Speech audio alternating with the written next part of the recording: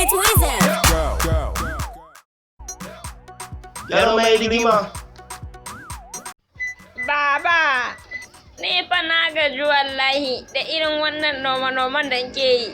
Kawai aure nake so, amin aure yanzu. Lallai yarinta tana damun wannan yara. In banda kai da rigima, waye zai ce yana son aure yanzu? To wa za ka aura? Ba wacce zan aure a duniya ne in banda kaka. Kai ɗan ƙaniyarka maman nawa za ka ce kana so tsabar rashin kunya? Eh? Ni ma ba mama na kawara ba. Yes. Mana.